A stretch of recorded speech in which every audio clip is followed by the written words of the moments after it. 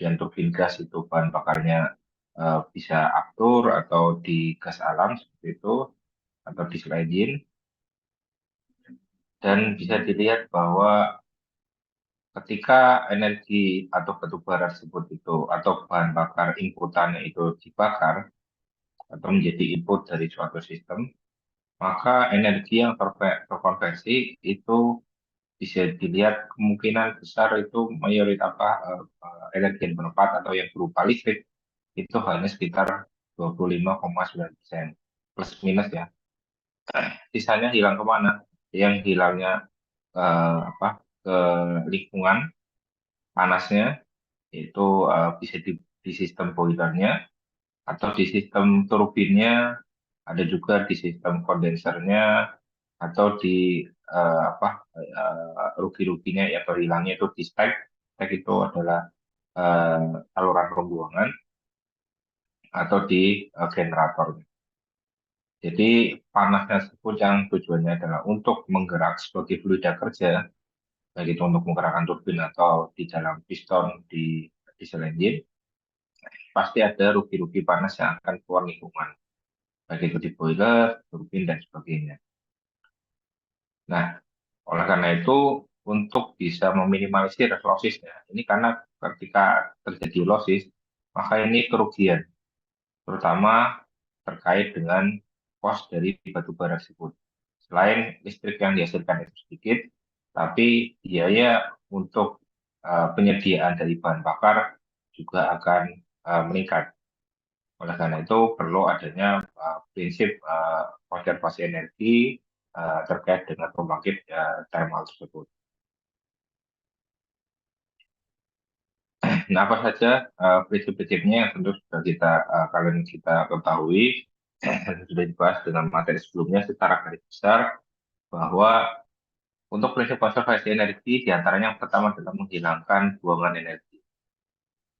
Jadi dilakukan pencegahan. Pencegahannya itu apa saja? Tentunya mulai dari prosedur operasi yang sesuai dengan SOP, standar operation procedure, yang di mana setiap utilitas seperti turbin uap, turbin gas, dan diesel engine itu memiliki spesifikasi desain terhadap operasional. Ketika produsen dari masing-masing utilitas tersebut itu memproduksi utilitas tersebut, maka mereka itu sudah mendesain beberapa parameter spesifikasi sesuai dengan kondisi operasionalnya. Contohnya itu bekerja pada temperatur berapa, kemudian tekanannya berapa, kemudian inputannya itu memiliki tekanan berapa, dan segala macam. Jadi itu yang harus diperhatikan terkait dengan prosedur operasinya. Kemudian yang kedua itu terkait dengan pemeliharaan, yang dimana ketika utilitas tersebut itu beroperasi dalam beribu-ribu jam seperti itu, maka ada suatu waktu di mana peralatan tersebut itu harus dilakukan suatu pemeliharaan. Tujuannya apa? Tujuannya adalah untuk menjaga kondisi performansi dari utilitas tersebut sehingga eh, performansi dari utilitas tersebut itu tidak terjadi penurunan atau pengecekan gitu, ketika beroperasi kembali. Jadi ketika proses pemeliharaan itu jenis-jenis pemeliharaan itu sebenarnya ada banyak ya. Ada yang jenisnya adalah breakdown. Breakdown itu ketika terjadi kegagalan dalam suatu alat, entah itu sudunya atau entah itu dari pompanya dan segala macam. Nah itu eh, sistemnya adalah di shutdown. Bisa juga ada sistem pemeliharaan preventif atau pencegahan, yaitu dengan eh, penjadwalan berkala. Jadi preventif dan prediktif. Jadi tujuannya adalah untuk bisa mencegah dan memprediksi kira-kira setelah eh, beroperasi berapa jam seperti itu akan terjadi kegagalan atau terjadi eh, apa eh, yang sesuatu yang perlu dirawat seperti itu, nah itu apa pencegahan tersebut, entah itu dilakukan pembersihan sudut turbinnya ataukah dari porosnya dicek segala macam. Kemudian salah satunya yang jadi seperti apa suatu hal yang perlu diperhatikan yaitu terkait dengan insulasi. Karena tadi mayoritas rugi-rugi energi yang terbuang ke lingkungan adalah akibat dari proses insulasi yang tidak optimal. Karena ketika proses insulasi tidak dapat bekerja secara optimal, maka panasnya ini akan berada tetap di sistem, tidak ada yang keluar. Bisa jadi ada kebocoran dalam pipanya atau maupun dinding-dinding yang retak dan segala macam itu tentu akan berpengaruh terhadap eh, tekanan atau maupun temperatur dari eh, fluida atau sistemnya itu sendiri. Jadi itu prinsip yang pertama konservasi energi pada teknologi konversi daya yaitu dengan menghilangkan buangan energi atau kita melakukan pencegahan yaitu dengan SOP, pemeliharaan dan sebagainya. Nah, prinsip yang kedua yaitu dengan mengurangi rugi-rugi energi dengan cara memanfaatkan kembali energi yang terbuang ke lingkungan. Contohnya adalah sistem waste heat recovery atau kita sebutnya yaitu waste heat recovery atau bisa disebut juga uh, pemanfaatan kembali panas buangnya tersebut. Jadi panas buang yang berasal dari boiler atau maupun dari turbin yang dimana temperatur ini masih cukup tinggi dan kemudian panas tersebut itu disirkulasikan kembali. Jadi ada sistem namanya heat exchanger atau penukar panas yang dimana menjadi penghubung untuk bisa memanfaatkan panas buang dari sistem tersebut. Jadi panas buang dari turbin atau dari boiler itu disalurkan ke sistem heat exchanger, dan kemudian panas tersebut itu akan dialirkan kembali ke boiler. Tujuannya apa? Tujuannya satu sih juga untuk meningkatkan efisiensi, juga serta untuk menekan cost dari bahan bakarnya. Karena kalau contohnya di turbin uap, nanti kita akan bahas, ketika panasnya ini yang tidak dari bahan bakar ke fluid deterjen itu tidak sesuai dengan spesifikasi atau sesuai dengan target, maka mau tidak mau kita harus menambah bahan bakar tersebut. Ketika menambah bahan bakar, maka mau tidak mau ya dari segi cost supply bahan bakarnya juga akan meningkat. Jadi ini akan urutannya ini akan merembet ke beberapa sektor lain. Kemudian yang ketiga itu dengan meningkatkan efisiensi pemanfaatan energi. Nah, ini salah satunya juga tadi dengan teknologi waste recovery atau dengan eh, apa eh, peningkatan insulasinya atau untuk eh, apa, eh, beberapa teknologinya atau memanfaatkan kalau di sistem ada yang turbinnya itu memanfaatkan turbin dengan tekanan rendah itu sehingga jenis turbinnya ada dua, tentunya secara optimasi juga akan menghasilkan energi yang berlebih. Jadi itu tiga prinsip konservasi energi pada teknologi konversi yang dimana tujuannya adalah untuk menghilangkan buangan energi, mengurangi rugi-ruginya, serta dapat meningkatkan efisiensi pemanfaatan energi dari sistem teknologi konversi tersebut.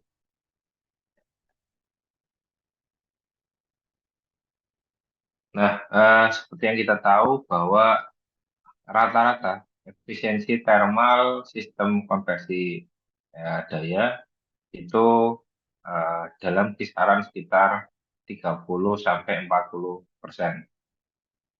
Eh, Maka dari itu terkadang ada beberapa sistem pembangkit yang dimana mengkombinasikan dua utilitas atau dua sistem pembangkit lainnya. Contohnya adalah combined cycle, yang dimana ini adalah mengkombinasikan antara turbin uap dengan turbin gas tersebut. Bagi contoh, yang utamanya adalah turbin gas, dan tujuannya adalah karena turbin gas itu memiliki temperatur dan tekanan yang cukup tinggi, dan kemudian eh, energi yang terbuang atau hasil dari putaran turbin di gas tersebut itu panas dan tekanannya masih cukup tinggi, itu disalurkan menuju ke turbin uap.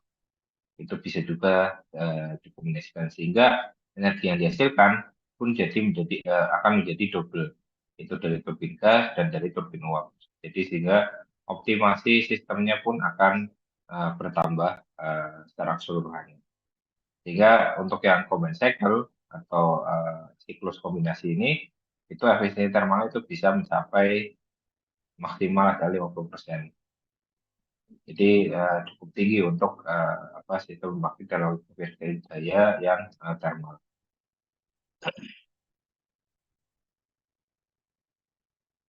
Nah, apa saja indikator kinerja dalam sistem konversi daya? Yaitu ada dua indikatornya. Yaitu yang pertama adalah jelas efisiensi. Efisiensi secara teoretikal berarti output dibagi input, di mana diharapkan outputnya yang bermanfaat atau dalam bentuk atau berupa energi listrik itu bisa lebih besar. Yang kedua, inputannya. Inputannya itu diharapkan ya kita eh, bisa menekan konsumsi dari bahan bakar tersebut, atau kita sebut sebagai dalam bahasa teknik adalah SFC atau Specific Fuel Consumption, atau bisa juga dari segi heat rate, di mana dari input tersebut itu diharapkan bisa eh, dimanfaatkan atau dikonsumsi itu seminimal mungkin, sehingga cost dari bahan bakar pun juga akan menurun. Jadi ini merupakan indikator kinerja dari sistem konversi daya yang dimana eh, awal mulanya itu dari efisiensi.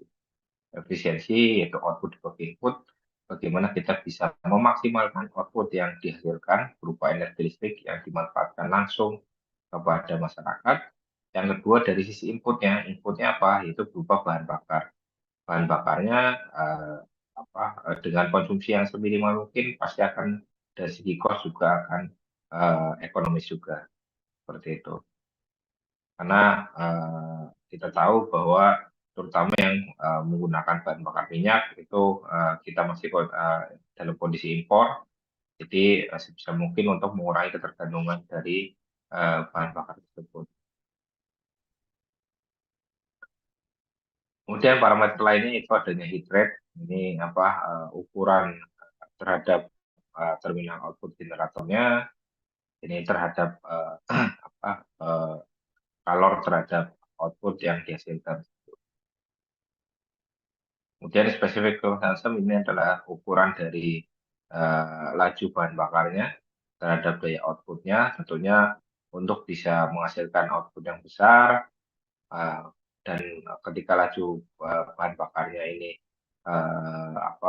bisa tetap atau berkurang, maka secara keseluruhan SFC-nya ini akan menurun seperti itu, dan ini akan menjadi eh, hal yang positif untuk sistem pembangkit tersebut. Dan ini untuk yang formula SFC ini juga digunakan untuk monitoring pemakaian bahan bakar. Jadi kita tahu bahwa secara harga bahan bakar itu fluktuatif, tergantung namanya supply dan demand. Nah, tentunya ketika harganya murah, kita bisa pintar-pintar mencuri waktu, mencari kesempatan untuk bisa eh, mendapatkan dengan harga yang termurah. Dan pada saat itu tentunya ketika dapat harga yang murah, kita bisa membeli yang dalam jumlah yang banyak. Ketika harganya naik, jadi mau tidak mau ya kita harus bisa meminimalisir penggunaan dari bahan bakar tersebut, karena ini akan berpengaruh terhadap cost operasional dari sistem pembangkit itu sendiri.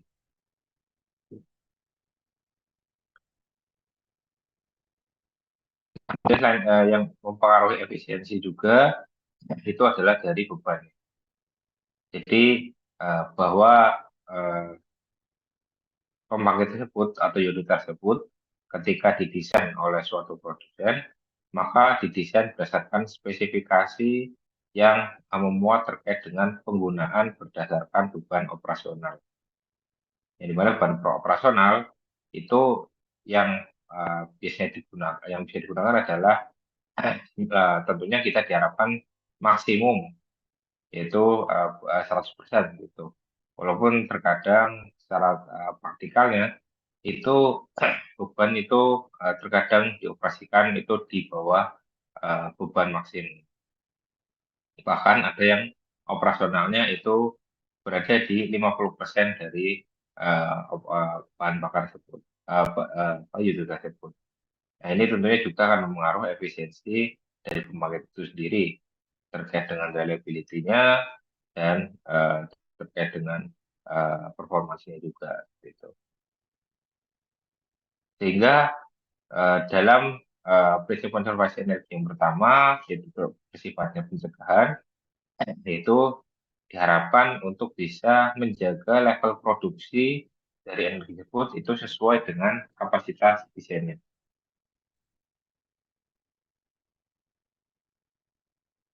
Jadi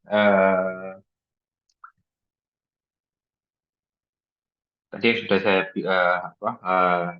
diskusikan di awal bahwa eh, bisa spesifikasi yang telah didesain oleh produsen itu perlu dijaga level produksinya pada sisi operasional.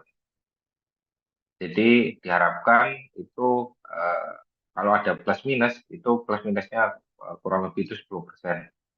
Tidak sampai lebih dari 30% karena itu akan berpengaruh terhadap kapasitas desainnya. Ketika operasional itu dilakukan melebihi kapasitas desainnya, maka tentunya akan ada beberapa bagian yang tentunya itu akan terjadi kerusakan terhadap user tersebut. Kemudian ketika operasionalnya ini di bawah dari beban, maka ini akan menjadi beban operasional terutama dari sisi cost bahan bakar tersebut. Kemudian yang kedua adalah mengendalikan parameter kritis. Nah, ini kita akan bahas beberapa parameter kritis terkait dengan tekanan, kemudian temperatur, dan ada vakum kondenser. Yang ini akan berpengaruh terhadap uh, performansi serta efisiensi dari pembangkit tersebut. Kemudian selain itu juga perlu dilakukan adanya pemeliharaan rutin yang tujuannya adalah untuk menjaga performansi dari sistem tersebut untuk bisa bekerja sesuai dengan kondisi awal tersebut.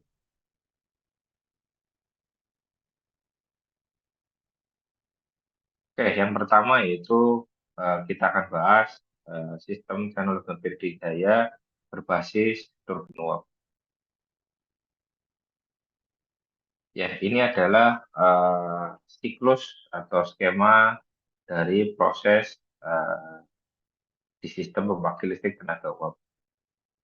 Sebelumnya di sini ada yang bisa menjelaskan ini siklus apa dan prosesnya itu bagaimana?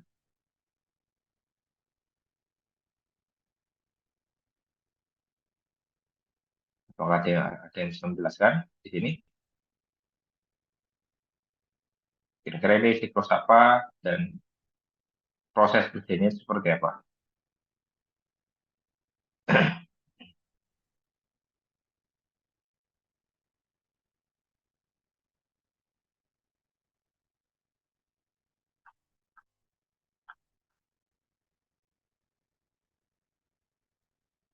Yang bisa menjawab?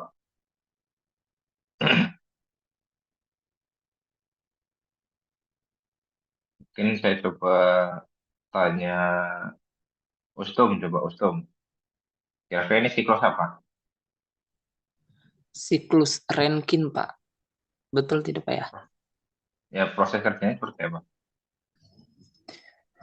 Proses kerjanya jadi bahan bakar ya biasanya batu bara yang digunakan itu menjadi bahan bakar untuk memanaskan air. Air itu yang akan menguap di boiler ya sehingga uap tersebut panasnya dialiri ke turbin dan turbin berputar menghasilkan energi. listrik, lalu uap tadi kembali lagi menjadi air dan didinginkan di kondenser dan akan dipompa lagi seterusnya ke boiler seperti itu, Pak. Oke, baik. Terima kasih untuk penjelasannya. Nah, jadi seperti yang dijelaskan tadi rekan kalian, bahwa untuk siklus turbin uap itu adalah siklus Rankine, yang dimana di sini sistemnya itu diawali dari proses pemanasan dari fluida kerjanya. Nah, ini yang kita gunakan fluida kerjanya adalah berupa air. Air yang masuk ke dalam boiler. Layaknya kita memasak air di dalam panci seperti itu. Nah, ini di dalam boiler tersebut itu ada inputannya. Ini bisa dilihat ada namanya kalor yang masuk.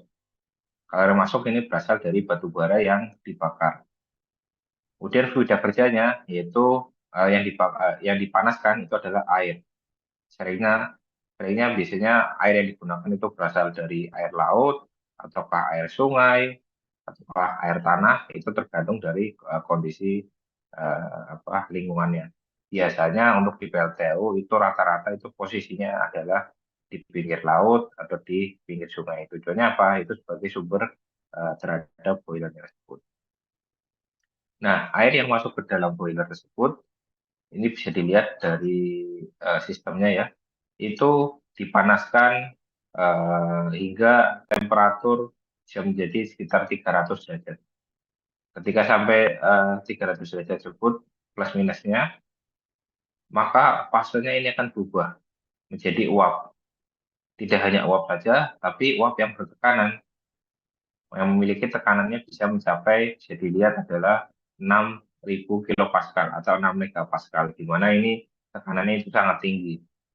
Nah, tekanan tinggi dari uap tersebut itu tujuan adalah untuk bisa memutar turbin uapnya tersebut. Nah, dari turbin uap ini akan terhubung menuju ke generator dengan porosnya tersebut.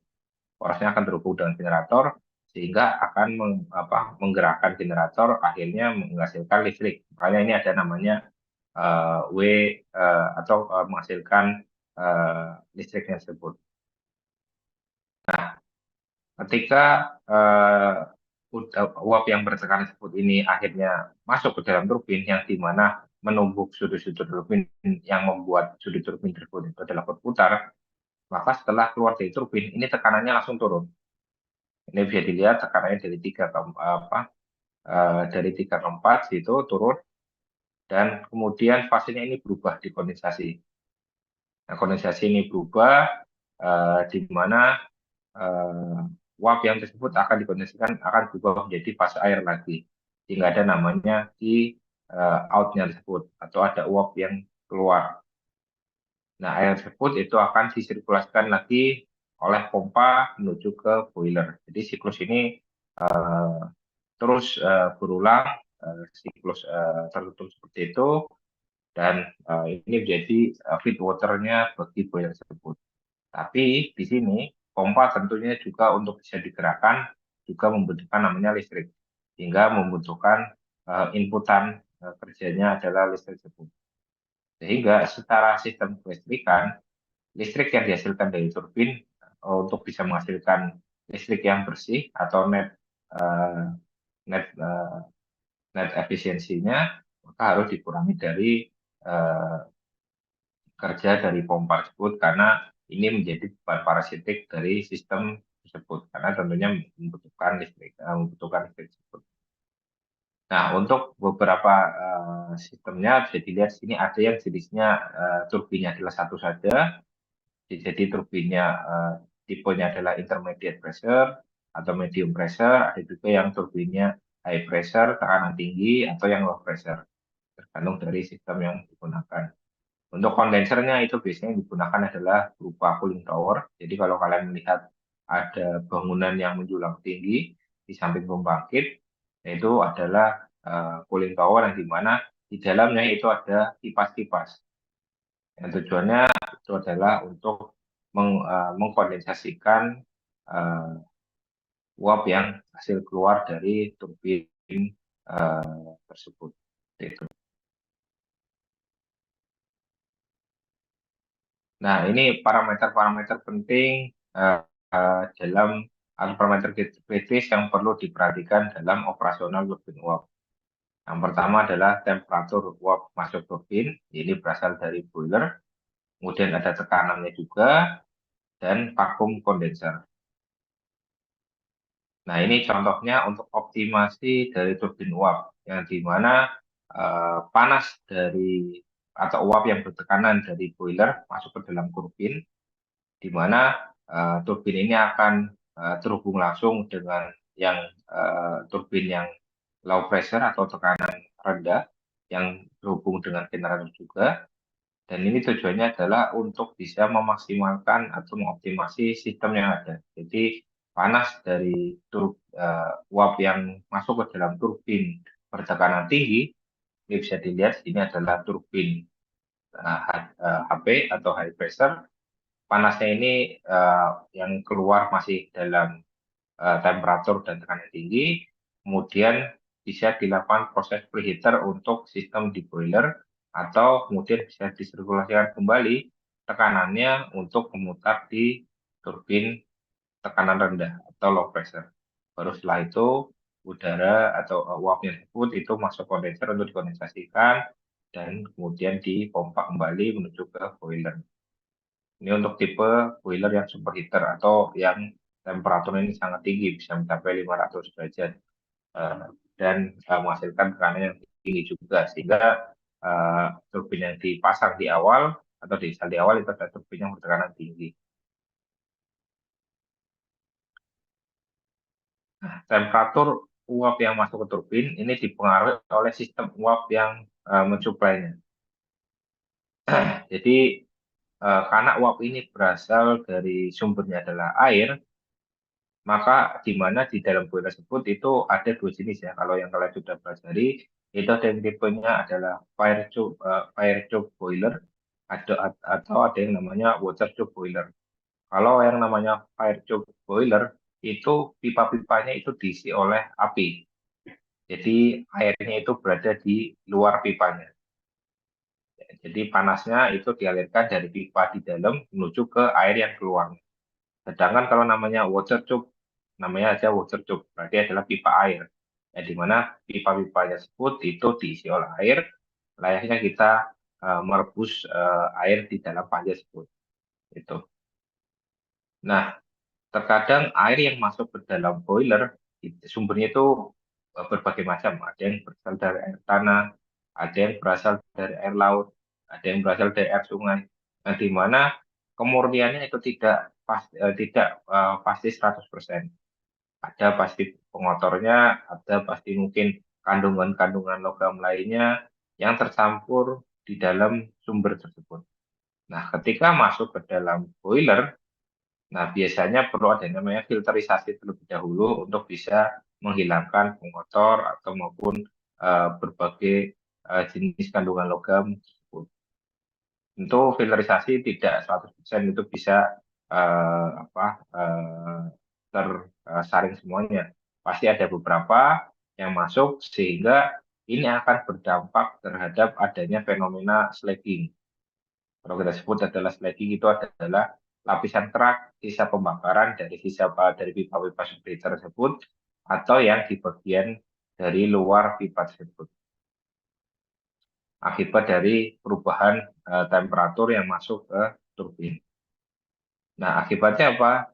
Selain dari slagging atau slagging tersebut, ada juga namanya scaling. Itu lapisan lumpur air, yang dimana ini dari sumbernya tersebut juga pada pipa tersebut. Nah, ketika adanya lapisan kerak atau slagging atau maupun lapisan lumpur yang menempel kepada pipa dalam boiler tersebut, maka ini akan berdampak terhadap proses perpindahan panas yang seharusnya terjadi di dalam boiler itu sendiri. Jadi kalian bayangkan bahwa pipa yang seharusnya memiliki ketebalan yang sesuai dengan spesifikasi, contohnya saja itu adalah pipanya memiliki ketebalan adalah 2 mm seperti itu. Tentu dengan ketebalan 2 mm itu proses perpindahan panas itu bisa berlangsung secara efektif. Jadi bahan bakar yang masuk itu bisa menghasilkan temperatur dan tekanan dari uap yang dihasilkan keluar dari boiler tersebut. Nah, bayangkan ketika adanya lapisan kerak atau adanya lapisan lumpur yang menempel di pipa-pipa dari boiler tersebut, maka lapisannya ini akan menebal. Yang awalnya lapisan pipanya ini seharusnya 2 mm, akibat adanya lapisan kerak atau maupun lapisan lumpur air tersebut, maka ketebalannya bertambah bisa menjadi 4 mm atau bahkan bisa 5 mm atau bahkan mungkin bisa jadi 1 cm kalau volumenya cukup banyak. Dampaknya apa? Proses perpindahan panas antara ketebalan dinding 2 mm itu pasti akan berbeda dengan ketebalan dinding yang 1 cm. Sehingga panas yang dari bahan bakar untuk bisa ditransfer ke fluida kerja ya berupa air tersebut, maka temperatur ini akan tidak akan tercapai. Ketika temperatur ini tidak tercapai, maka tekanan uap dari hasil di pembakaran boiler tentu ini akan berkurang. Ketika tekanannya berkurang, maka putaran turbin yang dihasilkan juga akan berkurang, energi yang dihasilkan pun juga tidak maksimal. Nah, untuk bisa kita meningkatkan temperatur dengan kondisi tersebut, mau tidak mau, kita harus menambah jumlah suplai dari bahan bakar tersebut. Contohnya kalau yang untuk kondisi normal, itu suplainya itu hanya 1 ton per hari, contohnya seperti itu. Nah, ketika terjadi ada fenomena scaling, ada fenomena slagging, adanya timbulnya kerak seperti itu, untuk bisa menaikkan temperatur tersebut, ya kita harus suplai bahan bakar lagi, yang awalnya 1 ton jadi 1,5 ton, gitu, untuk bisa mencapai temperatur dan tekanan targetnya. Nah, ketika adanya perubahan suplai bahan tersebut, maka secara cost perharinya juga akan bertambah karena suplai bahan bakarnya juga bertambah untuk mencapai target tekanan dan temperatur tersebut. Ketika cost bahan bakarnya bertambah, maka beban operasional akan meninggi, gitu. Jadi itu urutannya ya. Jadi rentetannya bahwa adanya slagging, adanya scaling seperti itu dampaknya itu tidak hanya dari efisiensinya, tetapi dari sisi supply-nya, yaitu akan berdampak dari sisi beban operasional dari bahan bakar tersebut. Itu yang perlu dihindari untuk terjadinya fenomena tersebut. Sehingga perlu ada yang namanya pemeliharaan rutin yang tujuannya adalah salah satunya itu untuk bisa membersihkan pipa-pipa tersebut atau lumpur-lumpur yang menempel di pipanya sehingga proses perpindahan panasnya itu bisa lebih maksimal, itu baik itu secara konveksi atau maupun secara konduksi tersebut.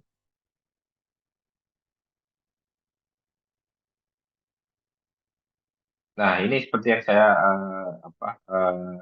sampaikan sebelumnya bahwa ketika terjadi penurunan 40 derajat, temperatur uap yang keluar dari boilernya, superheaternya tersebut, dan masuk ke turbin, ini akan menurunkan efisiensi thermal sebesar 1 sampai 1,2%. Jadi bisa dibayangkan ketika adanya penumpukan lumpurnya, ada penumpukan kerak tersebut dengan suplai bahan bakar yang sama, maka ini akan berdampak terhadap penurunan temperatur di dalam boiler tersebut dan akan berdampak terhadap temperatur uap yang keluar serta tekanannya. Sehingga secara efisiensi akan berkurang sebesar 1 sampai 1,2% tersebut. Dan satu sisi ini akan menambah beban operasional dari pembangkit itu sendiri. Nah, oleh karena itu upaya konservasi energinya apa untuk yang parameter temperatur tersebut? Yaitu tentunya dengan efektifkan pengoperasian shoot blowing. Jadi pipa-pipa tersebut itu untuk dibersihkannya itu dengan udara yang bertekanan untuk bisa menghilangkan kerak-kerak atau scaling lapisan lumpur yang ada di permukaan dinding dari pipa-pipa tersebut. baik itu dinding yang permukaan luar atau maupun dinding yang permukaan dalam. Sehingga perlu adanya pencucian dari pipa-pipa tersebut, baik itu dengan tekanan atmosfer atau maupun dengan water jet cleaning atau dengan air yang bertekanan tersebut. Selain dengan fluidanya air, itu bisa juga pencuciannya itu dengan zat-zat kimia atau chemical cleaning tersebut.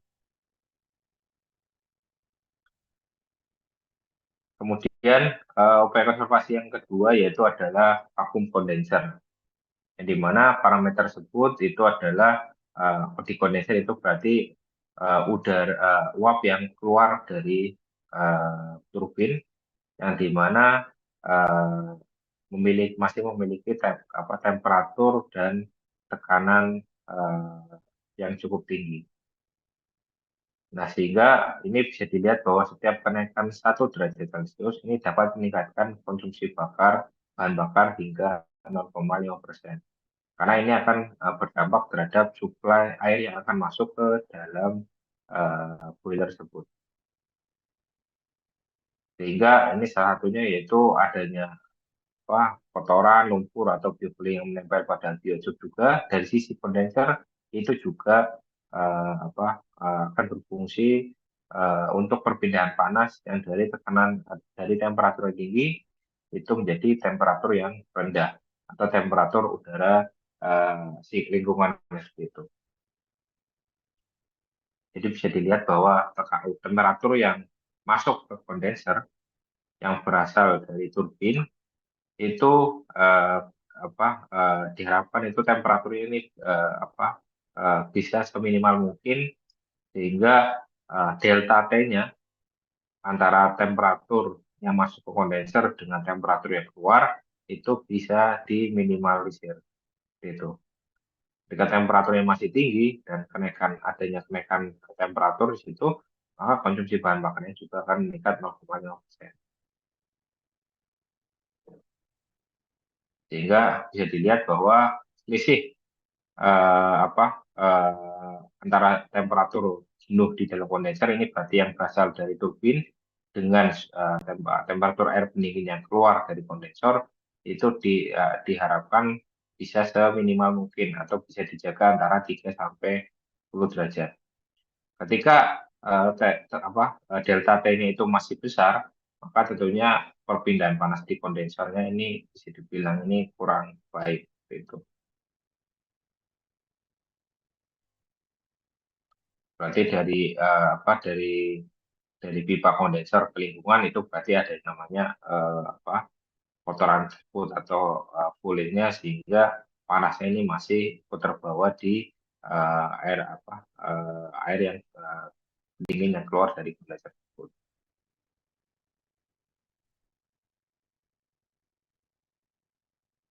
Kemudian yang ketiga adalah tekanan uap masuk.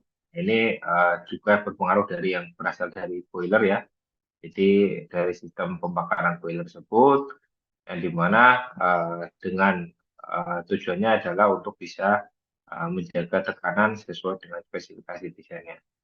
Sehingga ketika terjadi pengaruh dari beberapa fenomena seperti scaling, cooling, atau sliding seperti itu, maka bisa diantisipasi dengan menggunakan heater regenerative heating. Itu sebenarnya adalah melakukan ekstraksi uap. Jadi panas yang awalnya tadi dari turbin tekanan tinggi, itu panasnya itu dialihkan ke reheater atau dimanfaatkan lagi panasnya tersebut.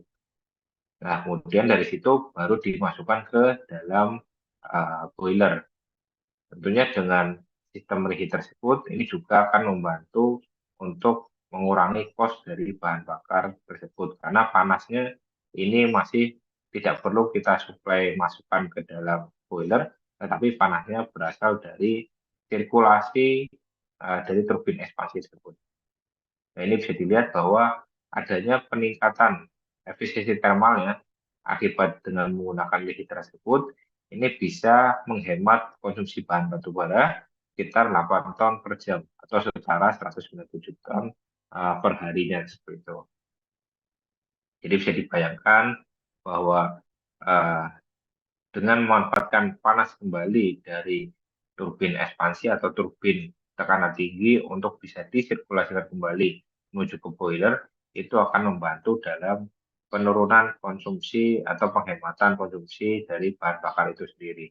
Sehingga secara cost-nya ini akan berkurang dan beban operasional pun juga akan terbantu seperti itu.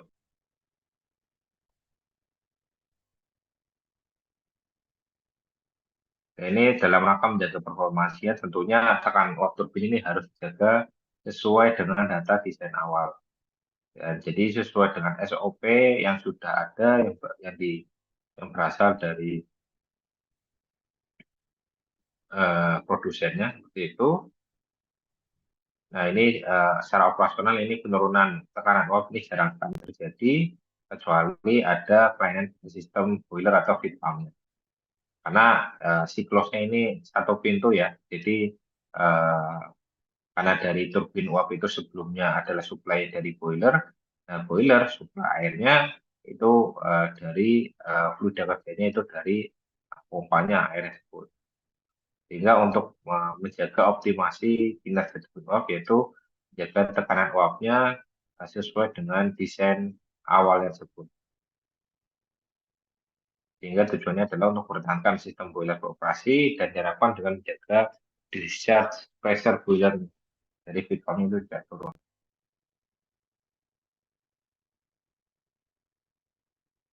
Oke, sebelum saya masuk ke topik yang kedua, turbin gas, untuk turbin uap, ada yang tanyakan?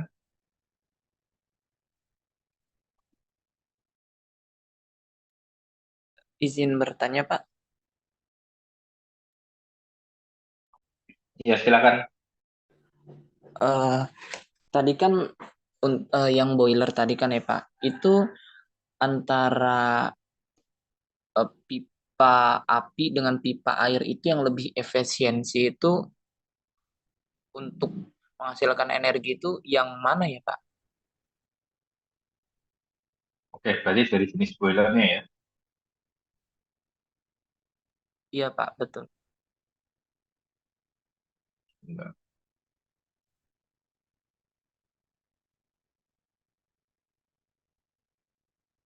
Ya, ini bisa dilihat di sini contohnya saja bahwa kalau untuk kapasitas, kalau yang namanya jenis fire tube boiler, ini dalamnya ini adalah pipa-pipanya dan di luarnya itu adalah berisi air dan di dalamnya adalah berupa apinya. Nah, tentunya di pipa sendiri itu ada ketinggiannya, jadi ketinggian yang paling bawah menuju ke ketinggian ke atas. Ketika mengalirkan api tersebut dari ketinggian bawah ke atas, itu tentunya butuh energi, gitu ya. Nah, dan belum tentu energi tersebut itu selain untuk mengalirkan dari pipa dari yang sisi bawah ke atas, dan kemudian untuk bisa memancarkan panasnya ke boiler, ke airnya yang di luar, itu juga butuh effort juga. Nah, dibandingkan dengan boiler yang di dalam pipanya itu adalah berisi air dan di sekitarnya itu untuk memanaskan pipa eh, air tersebut. Ini bisa dibayangkan ya bahwa di sini ketika eh, apa pipanya di dalam apinya itu di dalam pipa, airnya di luar, itu tekannya itu biasanya kurang sesuai dengan target dari yang akan masuk ke dalam turbinnya dibandingkan dengan pipa yang pipa air yang di dalam pipa tersebut. Karena ketika air yang di dalam pipa tersebut dipanaskan, maka uapnya tekanan tersebut itu akan langsung masuk ke turbin generator. Jadi akan lebih mudah meningkatkan tekanan atau mengubah fase dari air menjadi uap yang bertekanan. Itu akan lebih cepat. Mayoritas itu rata-rata sistem untuk jenis boiler yang digunakan adalah water tube boiler. Jadi yang pipa layaknya kita merebus air begitu. Apalagi sistemnya tertutup untuk yang fluidanya tersebut. Maka tekanannya akan terbantu untuk bisa meningkatkan atau tersalurkan ke turbin tersebut. Tapi akan tapi satu sisi juga eh, dengan sistem tersebut mau tidak mau material pipanya yang superheater itu itu harus menahan beban temperatur dan tekanan yang cukup tinggi. Begitu. Kalau yang kalau yang fire tube itu tekanannya tentunya akan sulit ya. Ketika bisa dilihat di sini bahwa eh, airnya apinya itu disalurkan dari pipa yang paling bawah menuju ke atas, sedangkan airnya itu berada di luar tersebut. Itu pemanasannya itu akan kurang efisien. Dan di sini itu lebih banyak di water tube boiler tersebut. Jadi fluidanya itu berada di pipanya. Mungkin seperti itu, Osto. Baik, Pak. Terima kasih, Pak, atas jawabannya. Ya, yang lainnya ada lagi untuk yang sistem turbin. Oke,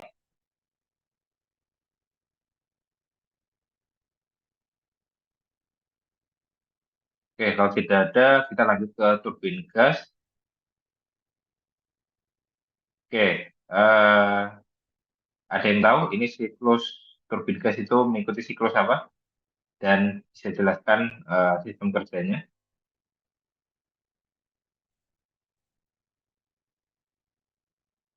Ada yang bisa menjawab?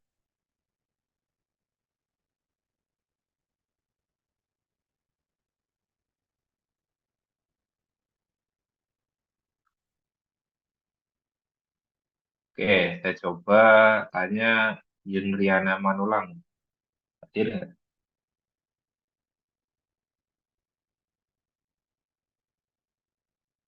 Yunriana? Oke, Yunriana tidak hadir.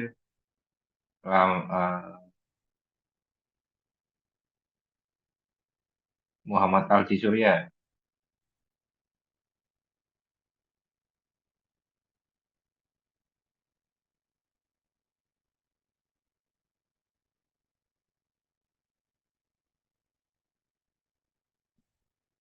Muhammad Aldi Surya hadir.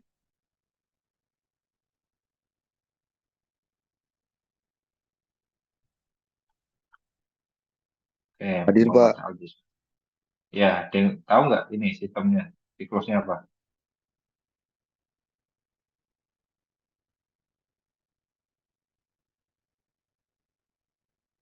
Siklus terbuka bukan, Pak? Ya, ini siklusnya terbuka. Tapi namanya apa? Kalau si turbin uap itu siklus Rankine, untuk turbin gas siklus apa?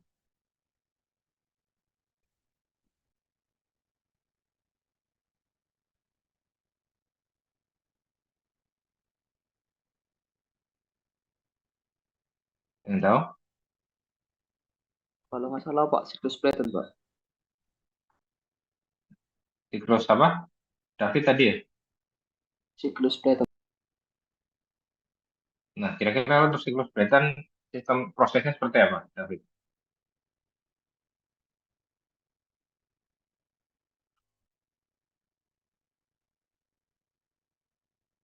Jadi David ya yang menjelaskan siklus Brayton ya, yang apa menjawab.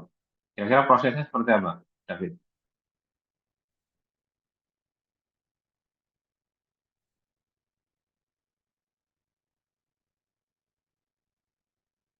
Kalau yang saya tahu kan Pak, kalau siklus Platon itu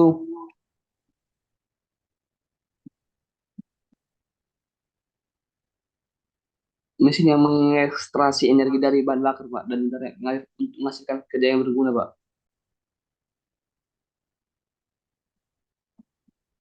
Mengekstraksi bahan bakar untuk menghasilkan kerja berguna. Iya Pak. Oke, kurang lengkap. Yang lainnya, ada yang bisa menjawab?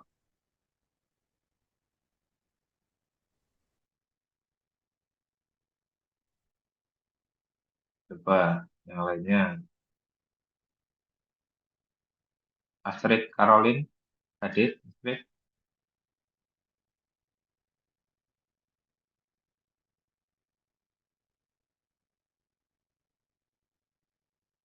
Oke, Astrid hadir. Oke, tadi Yunriana Manolang hadir, Astrid juga tidak ada. Aura Sabrina.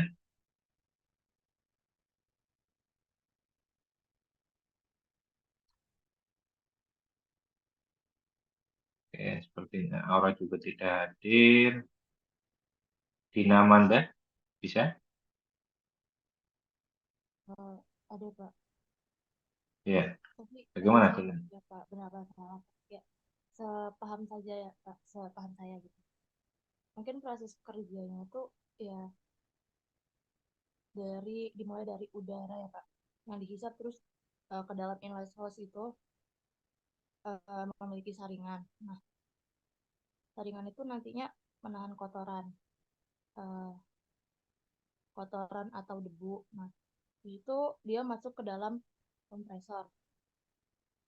Nah, udara yang disaring tadi itu kemudian masuk ke dalam kompresor dimanfaatkan. Udara yang bertekanan tinggi itu dialirkan lagi ke dalam ruang bakar atau combustion chambernya itu Pak.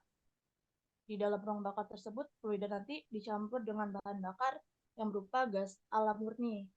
Nah, di dalam ruang bakar itu campuran bahan bakar udaranya terbakar dengan bantuan apa namanya spark plug atau apa gitu, dan menimbulkan panas yang tinggi dan kecepatan tinggi pula. Nah, karena proses pembakaran tersebut dapat menghasilkan gas bertemperatur tinggi dalam waktu yang lama, maka perlu diturunkan temperatur dengan memanfaatkan udara yang relatif lebih dingin. Oh iya Pak. Nah, di samping ini saya baik. agak bingung sama Sian. Ya, nggak apa-apa. Baik, terima kasih Dina. Jadi penjelasannya sudah melengkapi ya dari yang sebelumnya, bahwa untuk siklus Brayton ini eh, rata-rata itu sistemnya adalah siklusnya terbuka, berbeda dengan yang siklus turbin uap. Akan tapi untuk siklus turbin gas ini juga bisa dikombinasikan untuk menjadi siklus tertutup dengan siklus turbin uap dengan combined cycle. Nah, kalau prinsip utamanya di sini bahwa tadi sudah dijelaskan oleh rekan kalian bahwa fluida kerjanya yang di sini adalah udara.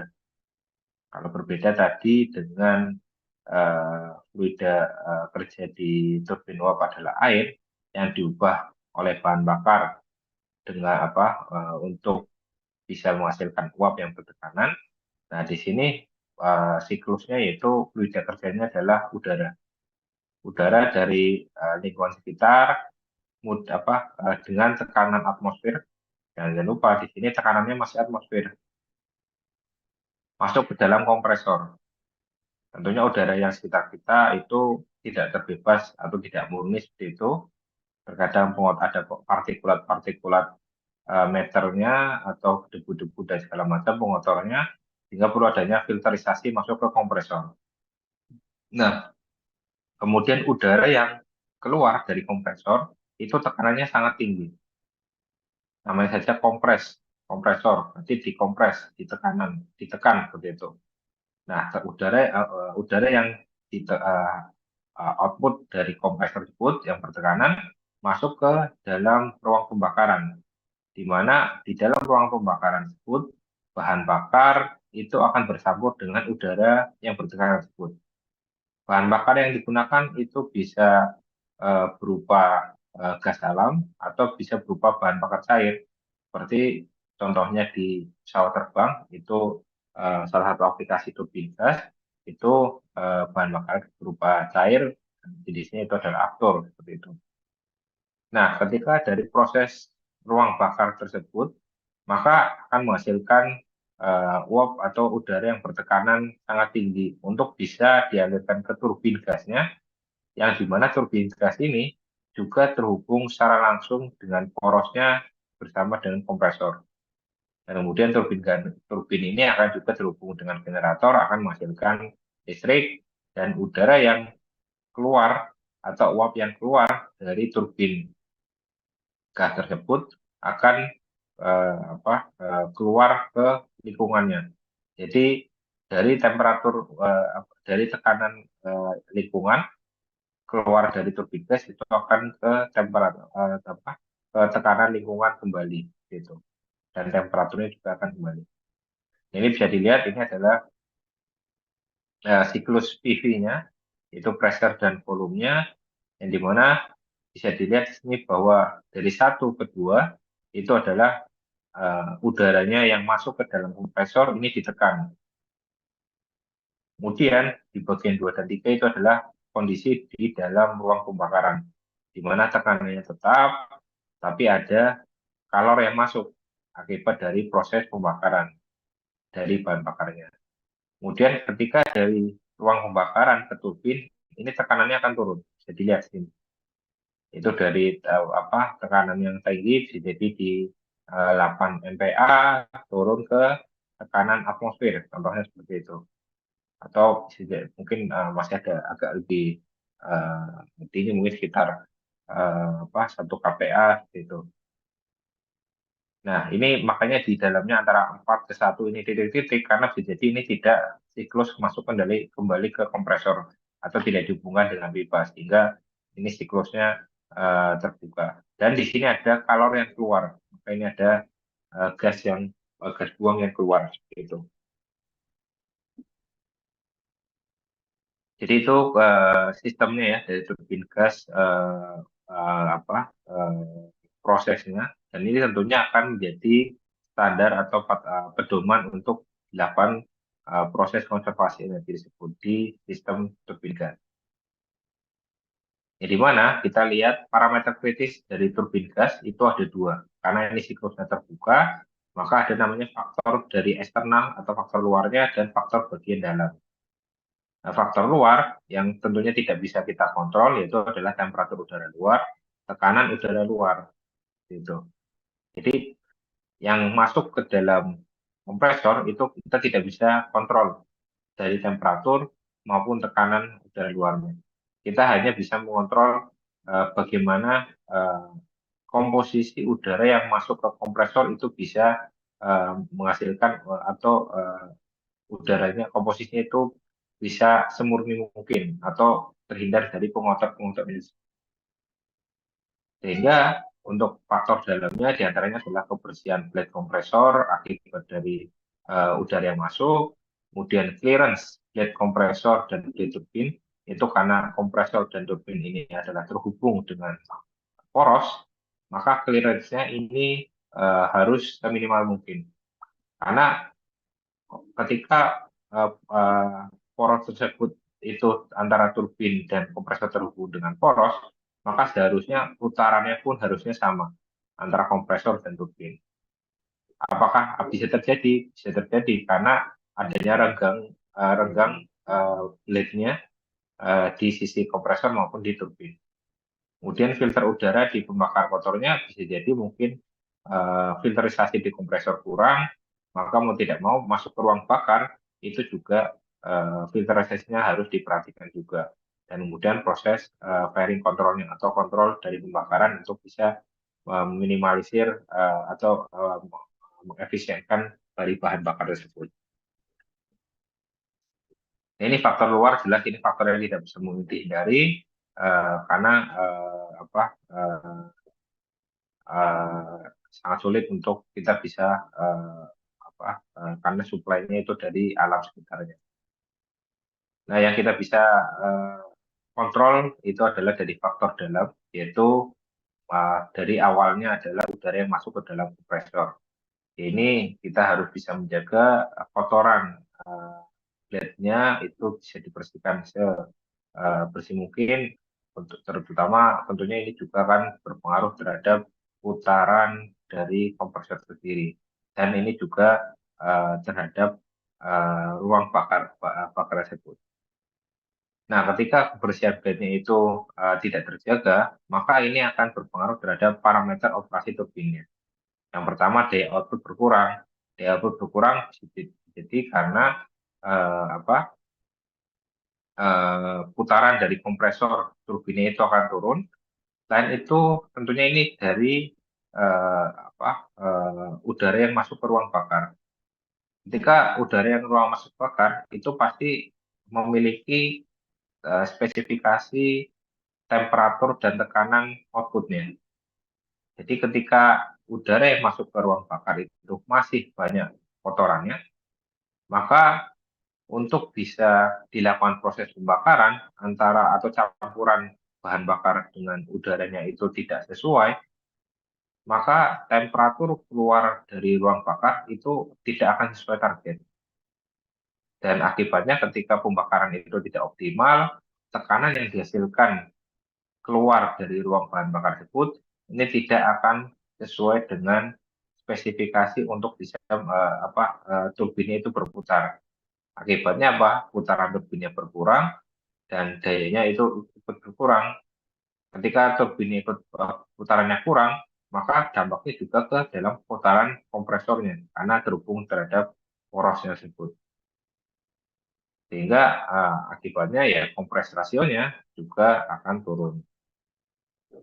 Jadi itu rentetannya ya. Jadi akibat dari satu bagian itu akan merembet ke bagian lainnya. Itu mulai dari filter udaranya, partikel yang menempel ke permukaan plate, putarannya akan berkurang, nah, kemudian masuk ke dalam ruang bakar. Ruang bakar itu komposisi dari bahan bakar dan udaranya tidak tercapai, maka hasil pembakaran itu menghasilkan tekanan yang berkurang. Tekanannya kurang, putaran turbin akan berkurang, akibatnya daya outputnya juga akan menurun seperti itu. Jadi lanjutannya seperti itu. Kemudian clearance-nya jadi jarak antara kepala blade-nya dengan casing-nya, karena pengikisan dengan udara atau gas buang tentunya akan mengakibatkan adanya renggangan. Jadi kalau kalian lihat tadi ada kompresor dan turbin itu terhubung dengan poros, itu seharusnya kan ketika terhubung dengan poros itu putaran turbin itu harus sama dengan putaran di kompresor. Nah, ketika clearance plate-nya ini membesar akibat adanya pengikisan dengan udara atau gas buang, maka adanya renggangan antara jarak blade-nya dengan casing. Akibatnya apa? Putaran antara turbin dengan putaran kompresor tidak akan sama. Itu bisa jadi kompresornya berputarnya dalam 1000 rpm, tetapi ternyata di turbin hanya 900 atau 800. Nah, ini tentunya akan berdampak negatif gitu. Kemudian filter udara pembakar kotor, tentunya ini juga untuk menyaring udara sebelum masuk ke kompresor juga. Kemudian fairing control system, ini tujuannya juga pencampuran udara dan bahan bakar tidak proporsional. Karena biasanya di turbin gas tersebut, khususnya untuk aplikasi seperti pesawat terbang, itu perlu adanya otomisasi atau terkait dengan sistem kontrol dari firing yang lebih efisien. Jadi bagaimana sistem injeksinya bahan bakar untuk bisa bercampur dengan udara itu bisa menghasilkan pembakaran yang optimal. Itu yang perlu diperhatikan lebih dalam. Itu terkait di turbin gas. Oke, sebelum saya masuk ke topik terakhir, ada yang ditanyakan?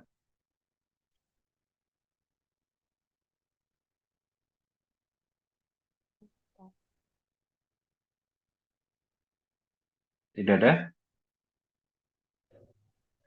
Tidak ada, Pak. Oke, kalau tidak ada, saya lanjut ke materi diesel engine. Nah, kita tahu untuk sistem proses diesel engine tersebut, rata-rata ini fokusnya adalah untuk di sektor industri, terutama pembangkit listrik tenaga diesel (PLTD), yang dimana masih menggunakan diesel engine sebagai teknologi konversinya. Itu kita tahu bahwa ada dua tipe jenisnya. Itu ada yang tipe 4 langkah dan ada yang tipe yang 2 langkah. Nah, ini jenis prosesnya untuk yang 4 langkah, yaitu proses pemasukan bahan bakar terlebih dahulu, pemasukan udara terlebih dahulu, udaranya masuk melalui intake-nya, katup masuknya, Kemudian udara yang masuk tersebut ini akan menekan piston ke bawah. Kemudian secara selanjutnya piston dari titik mati bawah menuju ke titik mati atas. Itu ada namanya proses kompresi. Ini menekan udara di dalam ruang bakar tersebut. Nah, kemudian pada saat posisinya itu sudah di atas, di titik mati atas, ini bahan bakar ini diinjeksi. Sehingga terjadi proses pencampuran antara bahan bakar dengan udara yang bertekanan dan dengan temperatur yang tinggi. Sehingga campuran antara bahan bakar dengan udara tersebut mengakibatkan namanya pembakaran sendiri atau disebut sebagai self ignition. Berbeda dengan motor bensin ya atau gasoline engine, itu ada namanya spark plug-nya atau businya lah istilahnya gitu. Kalau di diesel engine itu proses pembakarannya itu sendiri. Sehingga dari hasil pembakaran tersebut itu akan mendorong piston dari titik mati atas menuju ke titik mati bawah.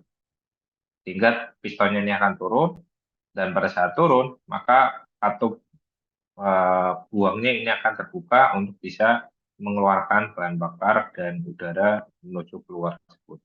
Dan kemudian siklusnya akan berulang kembali dari sistem enteknya tersebut.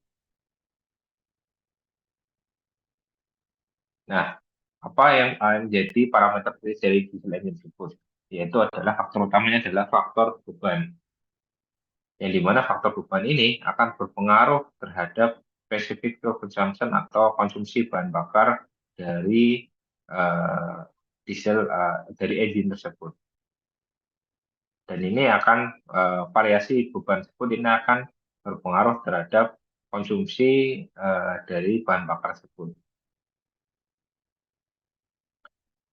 Nah, ini bisa dilihat bahwa tentunya diesel engine juga memiliki spesifikasi desain berdasarkan produsen dan menjadi pedoman bagi konsumen untuk mengoperasikan berdasarkan SOP dan desain yang sudah ditentukan tersebut. Nah, untuk di diesel engine bahwa untuk konsumsi energi tersebut, bahan bakar tersebut ini bisa optimum itu ketika dioperasikan pada beban penuh, yaitu antara beban 80 sampai 100%. Dari situ konsumsi bahan bakarnya itu bisa optimum. Ketika pengoperasian gensetnya ini hanya 50% atau berkurang 50%, maka konsumsi bahan bakarnya ini akan meningkat sebesar 10%. Dan kemudian ketika dikurangi kembali 50% menjadi 25%, maka konsumsi bahan bakarnya akan meningkat sekitar 30 sampai 50%. Oleh karena itu, untuk yang diesel engine ini, faktor utamanya itu adalah bisa menjaga operasi beban itu tetap tetap di level optimum, yaitu 80 sampai 100%. Ketika bebannya itu berkurang, maka ini mau tidak mau akan menghasilkan konsumsi bahan bakar yang meningkat gitu. Ketika konsumsi bahannya meningkat, maka supply-nya akan meningkat, cost-nya akan bertambah gitu. Jadi ya beban operasional itu akan bertambah juga. Jadi untuk yang diesel engine kurang lebih seperti itu. Dari parameter pentingnya itu ada di faktor beban. Jadi variasi faktor beban akan berpengaruh terhadap konsumsi dari bahan bakar yang digunakan. Oke, mungkin itu terkait dengan prinsip konservasi di sistem teknologi berbasis budaya itu sendiri. Selanjutnya, jika ada yang ditanyakan atau ada yang kurang jelas, bisa kita diskusikan. Dipersilakan jika ada yang masih kurang jelas atau yang perlu ditanyakan.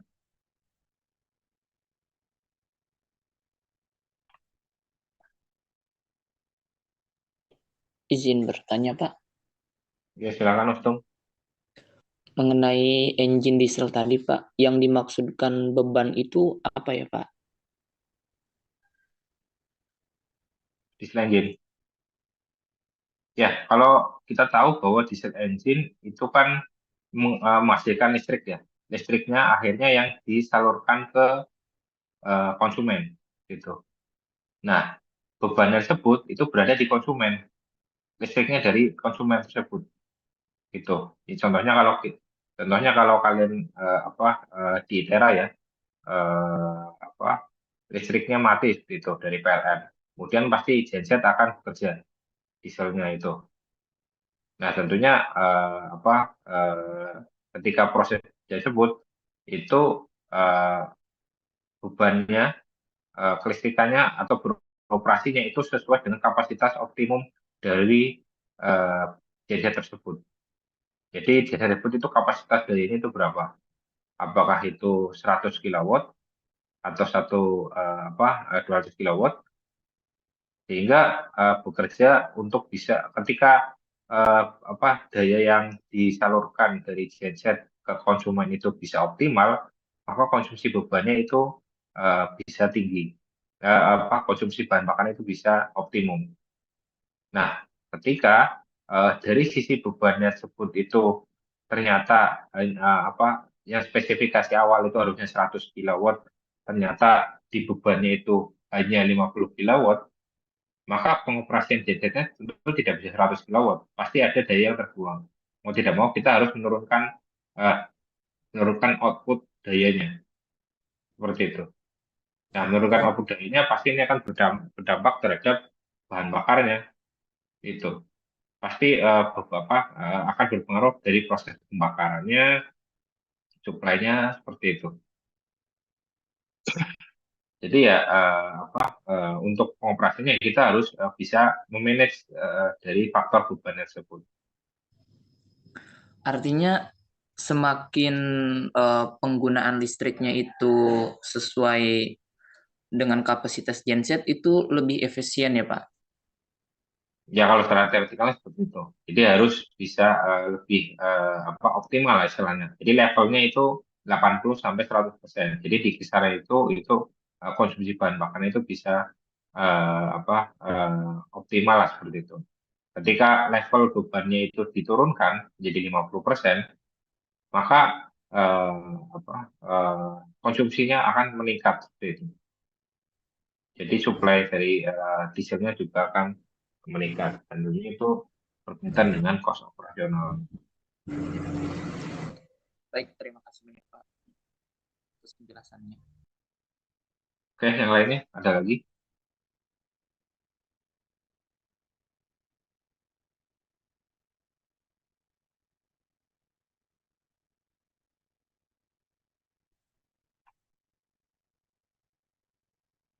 Ada lagi yang ditanyakan? Sudah cukup jelas?